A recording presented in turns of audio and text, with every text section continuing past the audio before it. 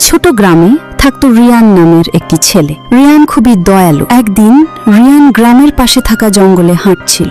হঠাৎ সে একটি ছোট্ট পাখি দেখল, যার একটি পাখা আহত হয়ে পড়ে আছে।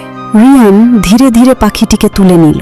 সে পাখিটিকে তার বাড়ির পাশে ছোট ঘরে রাখল এবং খাওয়ালো। দিন কয়েকের মধ্যে পাখিটা সুস্থ হয়ে গেল। পাখিটা আসলে একটি জাদুকরী রূপান্তরিত প্রাণী ছিল, যে ধন্যবাদ জানাতে রিয়ানকে জাদু করার ক্ষমতা দিল। রিয়ান জাদু ব্যবহার করে গ্রামের সবাইকে সাহায্য করল। আজিমপুর নামে একটি ছোট্ট গ্রাম ছিল। সেই গ্রামে রমেশ নামে একটি লোক তার মার সঙ্গে বসবাস করত। সে কোনো কাজকর্ম করত না, সারাদিন আড্ডা দিত আর ঘুমাতো। একদিন তার মা তাকে বলল, রমেশ, আর কতদিন এরকম শুয়ে বসে কাটাবি? এখন একটা কাজ কর বাবা। এরপর রমেশ তাদের গ্রামের মুরলের কাছে কাজ চাইতে গেল।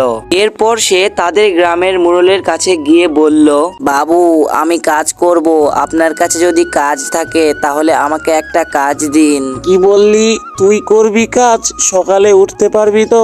বাবু, একবার কাজ দিয়েই দেখুন না, আমি খুবই বুদ্ধিমান, সব কাজ অনেক সুন্দর করে করে দিব।